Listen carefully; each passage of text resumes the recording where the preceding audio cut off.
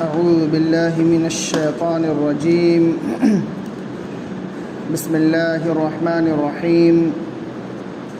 الحمد لله رب العالمين، والصلاة والسلام على رسوله الكريم ومن تبعهم بإحسان إلى يوم الدين.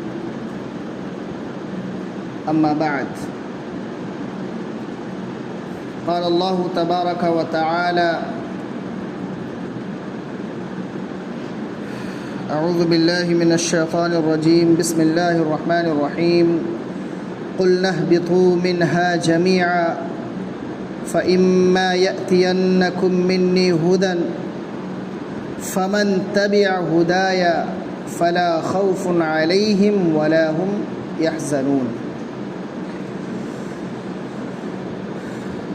محترم مصلیان کرام،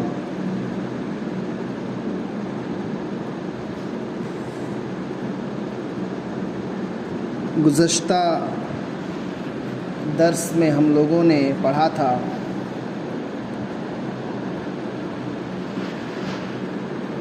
کہ جب حضرت آدم اور حوا علیہ السلام کو ابلیس نے بہکایا،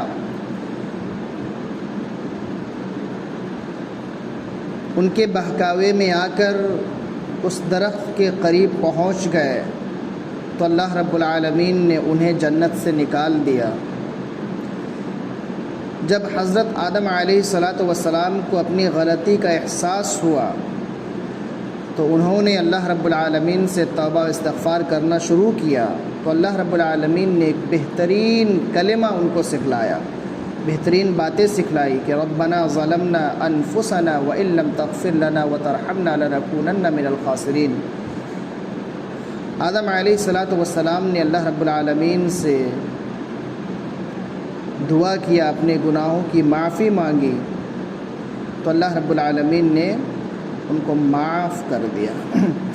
آگے اللہ رب العالمین بیان فرما رہا ہے: قُلْنَا اهْبِطُوا مِنْهَا جَمِيعًا، کہ ہم نے ان سب سے کہا کہ تم سب یہاں سے نکل جاؤ، تم سب یہاں سے اتر جاؤ۔ کتنے لوگ تھے؟ تین تھے، تینوں کو، شیطان کو بھی، آدم علیہ السلام، حوا علیہ السلام اور ابلیس، تینوں سے اللہ رب العالمین نے کہا کہ تم سب یہاں سے اتر جاؤ، نکل جاؤ۔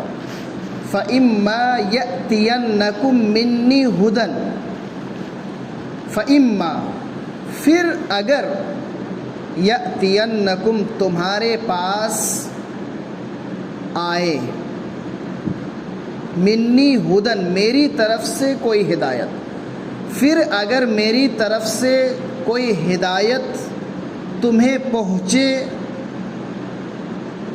فمن تبع ہدایا، تو جو شخص میری ہدایت کی تابعداری کرے گا، میری ہدایت کی پیروی کرے گا، فلا خوف علیہم ولا هم یحزنون، اس کے لیے نہ تو کوئی خوف ہوگا اور نہ ہی وہ غم زدہ ہوں گے۔ تو یہاں اللہ رب العالمین نے ان تینوں کو، یعنی حضرت آدم، حوا علیہم السلام اور ابلیس، تینوں کو جنت سے نکال دیا۔ پھر انہیں ہدایت کی کہ تمہارے پاس اگر میری طرف سے کوئی ہدایت پہنچے، یعنی کہ تمہارے جانے کے بعد اب میں انبیاء کرام علیہم السلام کو بھیجنے والا ہوں، وہ سب میری باتوں کو لوگوں تک پہنچائیں گے،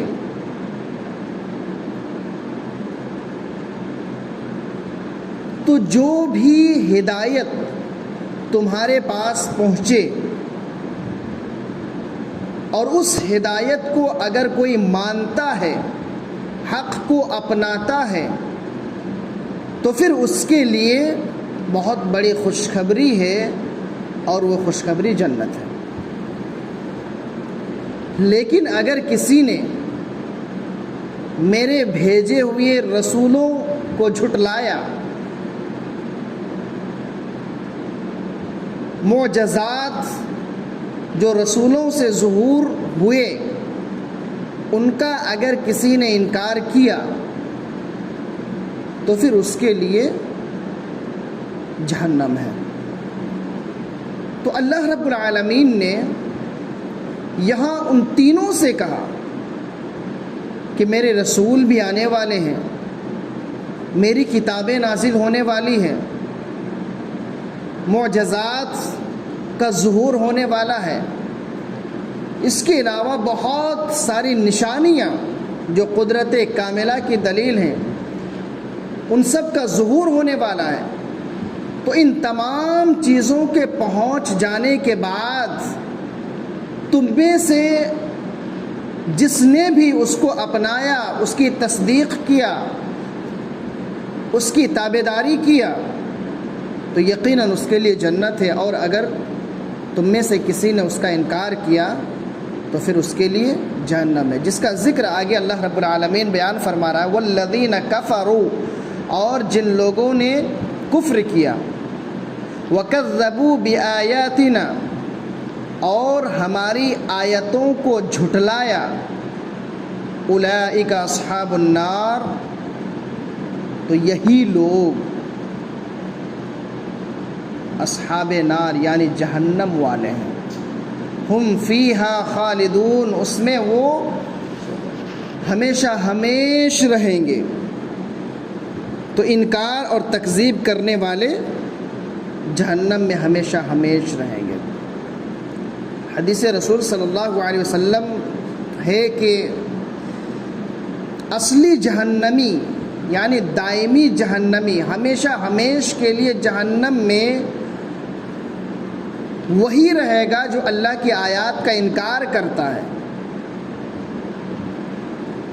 اللہ رب العالمین کے احکامات کا انکار کرتا ہے،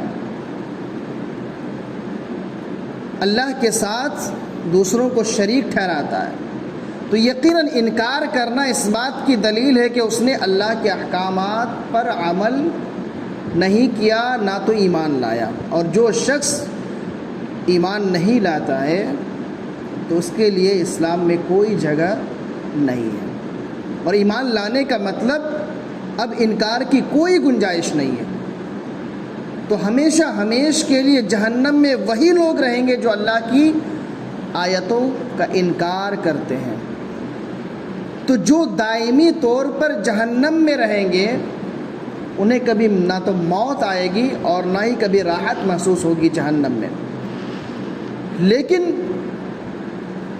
ان موحدین کو جنہیں ان کی غلطیوں کی وجہ سے، ان کی چند خطاؤں کی وجہ سے جہنم میں ڈال دیا جائے گا، تو جتنی سزا ہوگی اتنی سزا بھگت لینے کے بعد انہیں جہنم سے نکال دیا جائے گا شفاعت کی وجہ سے، اللہ کے نبی صلی اللہ علیہ وسلم کی شفاعت کی وجہ سے انہیں جہنم سے نکال دیا جائے گا۔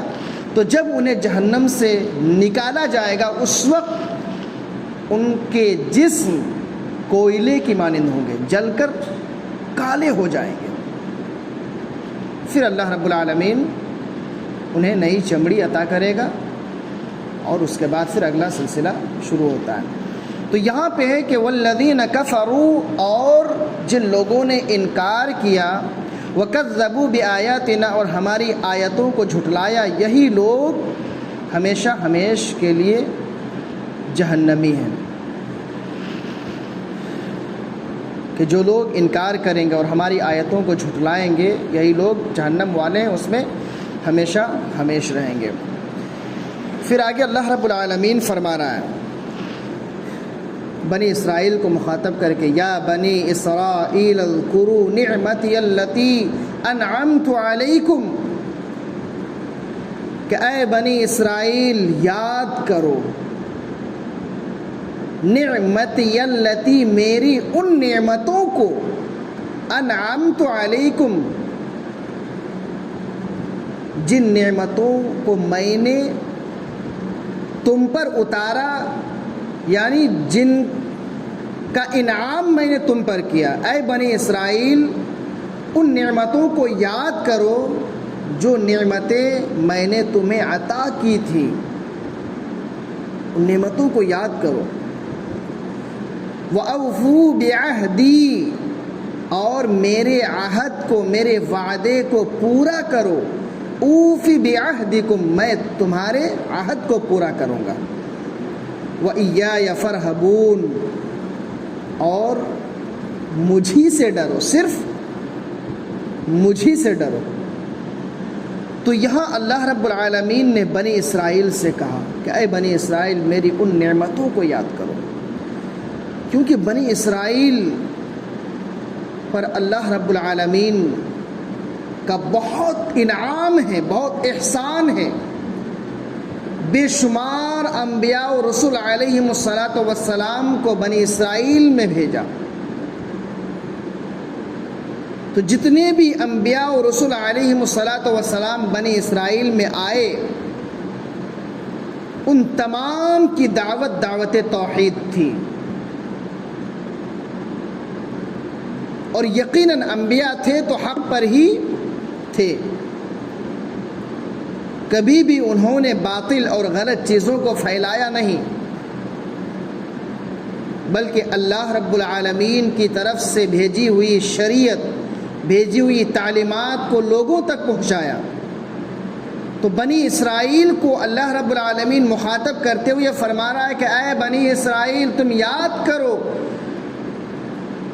میری ان نعمتوں کو۔ ان نعمتوں میں سے ایک نعمت یہ بھی ہے کہ میں نے تم پر بہت سارے رسولوں کو بھیجا، بہت سارے انبیاء کرام علیہم السلام کو مبعوث کیا۔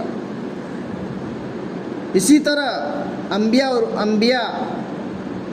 کرام علیہم السلام کے علاوہ اے بنی اسرائیل اس نعمت کو بھی یاد کرو کہ میں نے تمہارے علاوہ کسی اور کے لیے وہ چیزیں نازل نہیں کی تھی، یعنی منہ اور سلوہ۔ ان کے لیے آسمان سے کھانا اترتا تھا بنا بنایا، آگے اس کا ذکر آئے گا، تفصیلاً اس کا ذکر آئے گا۔ وہ بھی اللہ رب العالمین کی نعمت تھی اس پر، اس جماعت پر، بنی اسرائیل پر، کہ اللہ رب العالمین کی طرف سے کھانا اترتا تھا، صرف ان کا کام تھا کھانا۔ لیکن پھر انہوں نے مطالبہ کیا کہ ہمیں یہ چاہیے وہ چاہیے اور بہت ساری چیزیں، ناشکری کیا، اللہ رب العالمین نے اس کو روک دیا، انشاءاللہ اس کا ذکر آئے گا۔ اسی طرح بنی اسرائیل پر اللہ رب العالمین کا انعام یہ بھی تھا کہ پتھروں سے ان کے لیے نہریں جاری کر دیا تھا اللہ رب العالمین۔ پتھر سے پانی نکلتا ہے، لیکن اللہ رب العالمین نے ان کے لیے پانی نکال دیا تھا۔ کتنا بڑا انعام تھا اللہ رب العالمین کا ان پر۔ اسی طرح ایک انعام یہ بھی تھا کہ فرعونیوں سے انہیں آزادی دلائی تھی۔ اللہ رب العالمین نے انہیں فرعونیوں سے، جتنے بھی فراعین تھے ان میں سب سے بڑا ظالم و جابر رمشیس، جس کی طرف حضرت موسیٰ علیہ السلام کو بھیجا گیا تھا،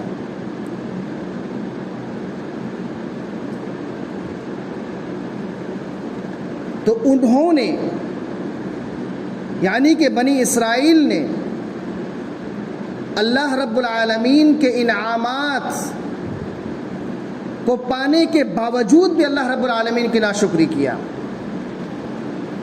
اللہ رب العالمین کا کتنا بڑا احسان تھا، کتنا بڑا انعام تھا کہ اس نے ظالم و جابر بادشاہ کے چنگل سے انہیں آزادی دلائی تھی۔ تو یہ اللہ رب العالمین کا انعام ان پر تھا۔ اس کے علاوہ بھی بہت سارے انعامات اللہ رب العالمین نے انہیں عطا کیا تھا۔ ان تمام نعمتوں کو یاد دلاتے ہوئے بہترین انداز میں اللہ رب العالمین ان سے کہہ رہا، یا بنی اسرائیل، اے بنی اسرائیل،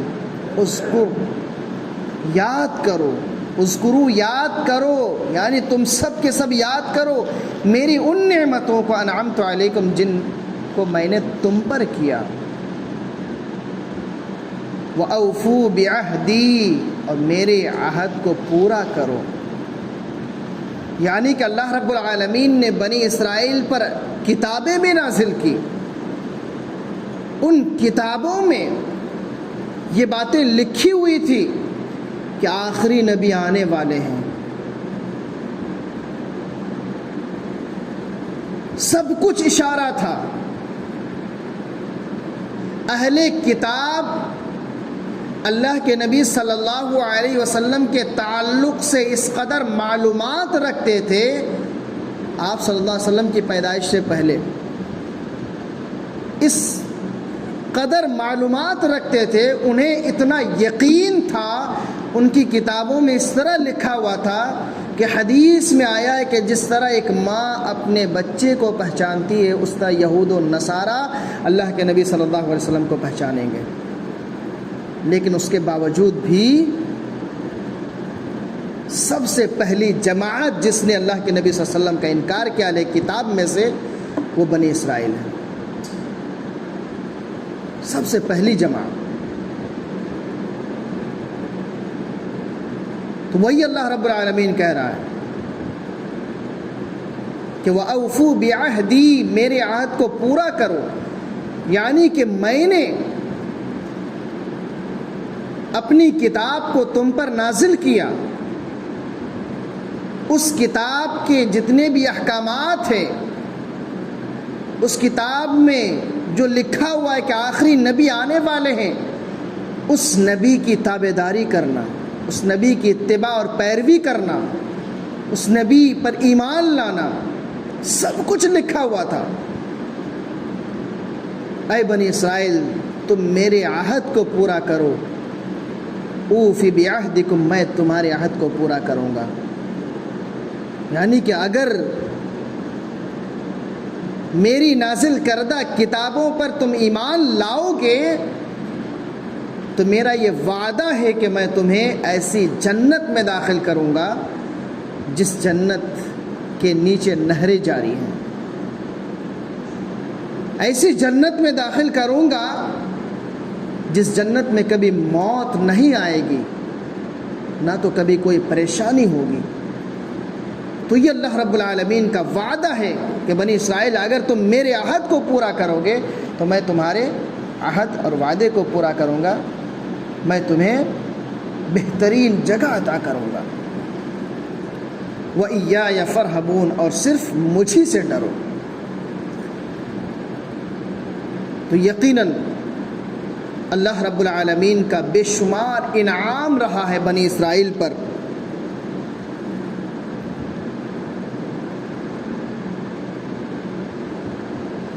آگے اللہ رب العالمین فرما رہا وَآمِنُوا بِمَا أَنزَلْتُ مُصَدِّقًا لِمَا مَعَكُمْ، اور ایمان لے آؤ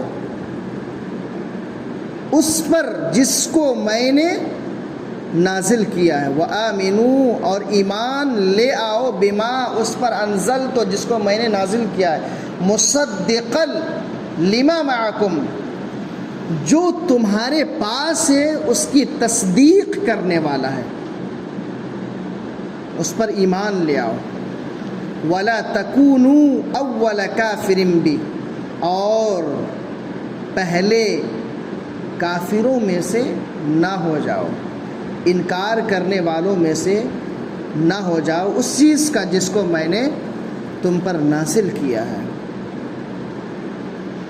وَلَا تَشْتَرُوا بِآيَاتِي ثَمَنًا قَلِيلًا، اور میری آیتوں کو بہت ہی کم قیمت میں نہ بیچو۔ وَلَا تَشْتَرُوا، اور تم نہ بیچو میری آیتوں کو کم قیمت میں۔ وَإِيَّايَ فَاتَّقُونَ، اور مجھی سے ڈرو۔ تو یہاں اللہ رب العالمین فرما رہا ہے کہ وَآمِنُوا بِمَا أَنزَلْتُ، اور ایمان لے آؤ اس پر جس کو میں نے نازل کیا ہے، یعنی کہ قرآن کریم، جس قرآن کو میں نے نازل کیا ہے، جس قرآن میں گزشتہ تمام انبیاء کرام علیہم الصلاۃ والسلام کی تصدیق موجود ہے۔ یہ قرآن تصدیق کرنے والا ہے، یہ قرآن تائید کرنے والا ہے، یہ قرآن اس بات کو واضح کرنے والا ہے کہ جتنے بھی انبیاء کرام علیہم الصلاۃ والسلام آئے تھے وہ حق پر تھے، ان کی دعوت توحید تھی، انہوں نے لوگوں کو گمراہی سے روکا۔ گزشتہ جتنی بھی کتابیں تھیں ان تمام کتابوں کو اس کتاب نے منسوخ کر دیا، یہ کتاب ناسخ بن کر کے آیا، یعنی کہ اب اس کتاب کے آنے کے بعد گزشتہ کتابوں پر عمل نہیں کیا جا سکتا ہے۔ تو یہ کتاب گزشتہ تمام کتابوں کی تصدیق کر رہی ہے، تمام کتابوں کی تائید کر رہی ہے، تو اس لیے ایمان لے آؤ اس کتاب پر۔ اگر اس کتاب پر ایمان لے آؤ گے تو ان کے لیے یعنی بنی اسرائیل کے لیے، اہل کتاب کے لیے دوہرا اجر ہے، ایک تو اپنے نبی پر ایمان لانے کا، دوسرا اللہ کے نبی صلی اللہ علیہ وسلم پر ایمان لانے کا، تو ان کے لیے دوہرا اجر، اتنا بڑا انعام اللہ رب العالمین کا ہے۔ اسی لیے فرمایا وَلَا تَكُونُوا أَوَّلَ كَافِرٍ بِهِ، کیونکہ سب سے پہلے انکار کرنے والے کون تھے؟ بنی اسرائیل۔ اہل کتاب میں سے بنی اسرائیل سب سے پہلے انکار کرنے والے تھے، اسی کا ذکر اللہ رب العالمین نے کہا ہے کہ اور تم پہلے کافروں میں سے نہ ہو جاؤ۔ وَلَا تَشْتَرُوا بِآيَاتِي ثَمَنًا قَلِيلًا، اور میری آیتوں کو کم قیمتوں میں نہ بیچو، یعنی کہ قرآن کریم میں جو احکامات ہیں ان احکامات کو چھوڑ کر دنیا کی معمولی سی چیزوں کو تم اپناتے ہو، جس دنیا کی کوئی حیثیت نہیں ہے، جس دنیا کی کوئی حقیقت نہیں ہے، جس دنیا کی کوئی حقیقت نہیں ہے، دنیا کی چیزوں کو تو چھوڑو، کیونکہ جنہوں نے بھی قرآن پر ایمان نہ لایا، قرآن کو منزل من اللہ نہ کہا، یقیناً ان کو دنیا سے محبت تھی، دنیا کی چیزوں سے محبت تھی، دنیا کی معمولی سی چیزوں کی وجہ سے اللہ کے فرمان کو انہوں نے ٹکرا دیا، اللہ کی آیتوں کا انکار کر دیا، اللہ کی کتاب کا انکار کر دیا، اللہ رب العالمین کی طرف سے نازل کردہ سب سے مقدس کتاب پر ایمان نہیں لایا۔ تو اسی لیے اللہ رب العالمین نے کہا کہ اس معمولی سی دنیا اور دنیا کی معمولی سی چیزوں کے لیے میری آیتوں کو مت بیچو، میری آیتوں کا انکار مت کرو، میری آیتوں کو اپنے من کے مطابق، اپنی مرضی کے مطابق اس کو کہیں فٹ نہ کرنا، کیونکہ اہل کتاب ایسا کیا کرتے تھے؟ اسی وجہ سے تو گزشتہ ساری کتابوں میں تحریف کر دی گئی ہے، لیکن قرآن کی حفاظت کی ذمہ داری خود اللہ رب العالمین نے لی ہے، اس لیے اس وقت سے لے کر آج تک اور قیامت تک کوئی اس کے اندر تبدیلی نہیں کر سکتا ہے۔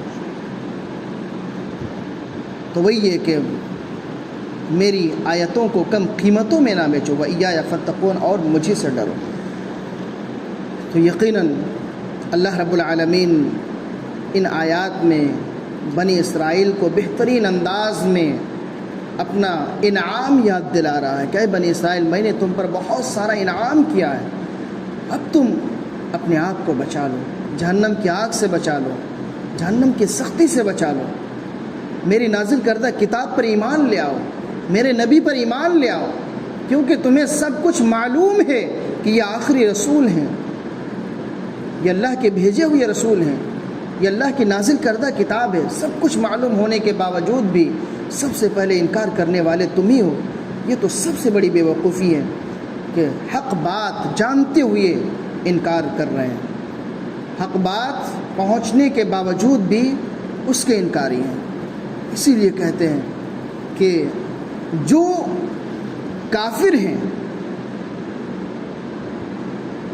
تو وہ تو اللہ پر ایمان نہیں لاتے ہیں، اللہ کی کتاب کو پڑھتے نہیں ہیں، لیکن افسوس اس بات کا ہے کہ اپنے آپ کو مسلمان کہنے والے، قرآن کی تلاوت کرنے والے، احادیث پر عمل کا دعویٰ کرنے والے جب کتاب و سنت کی خلاف ورزی کرتے ہوئے اللہ کے ساتھ شرک کرتے ہیں تو یقیناً اس سے بڑا ہے یہ، کیونکہ منافقین کے تعلق سے اللہ رب العالمین نے کہا ان المنافقین فی الدرک الاسفل من النار، کہ منافقین جہنم کے سب سے نچلے گڈھے میں ہوں گے، جبکہ اللہ کے نبی صلی اللہ علیہ وسلم کے زمانے میں وہ نماز بھی پڑھا کرتے تھے، وہ دعویٰ کرتے تھے کہ ہم ایمان لائیں آپ پر، قرآن بھی پڑھا کرتے تھے، سب کچھ کرتے تھے، لیکن دو طرفہ مسلمانوں کی طرف آتے تھے ہم آپ کے ہیں، کفار کی طرف جاتے تھے تو ہم آپ کے ہیں۔ تو یقیناً اگر ایمان لانا ہے تو اس پر عمل کرنا ہوگا، اس کے احکامات کو ماننا ہوگا۔ اسی لیے اللہ رب العالمین نے بنی اسرائیل سے کہا کہ تمہیں تو سب کچھ معلوم ہے، میں نے جس کتاب کو تم پر نازل کیا اس کتاب میں ساری چیزیں لکھی ہوئی ہیں، اپنے بچے کو جس طرح ایک ماں پہچانتی ہے اس طرح تم محمد اکرم صلی اللہ علیہ وسلم کو پہچانتے ہو کہ وہ آخری رسول ہے، اس کے باوجود بھی تم ان پر ایمان نہیں لاتے۔ تو یقیناً یہ ان کے لیے بہت بڑی بدقسمتی ہے کہ سب کچھ جانتے بوجھتے سب سے پہلے انکار کرنے والے وہی تھے۔ تو ہم اللہ رب العالمین سے آخر میں دعا کرتے ہیں کہ اللہ العالمین ہمیں حق بات پر ایمان لانے اور حق کو قبول کرنے کی توفیق عطا فرما۔ اے رب العالمین کتاب و سنت پر ہمیں عمل کرنے کی توفیق عطا فرما۔ یقیناً ہم پر بھی تمہارا بے شمار انعام و احسانات ہیں اللہ، یقیناً ہم ان تمام احسانات اور انعامات کا حق نہیں ادا کر سکتے، لیکن اے اللہ تو ہمیں جہاں تک ہو سکے اس پر عمل کرنے، ایمان لانے اور اس کے حق کو ادا کرنے کی توفیق عطا فرما۔ آمین۔ تقبل یا رب العالمین۔ سبحانک اللہم و بحمدک، اشہد ان لا الہ الا انت، استغفرک و اتوب الیک۔ السلام علیکم ورحمۃ اللہ وبرکاتہ۔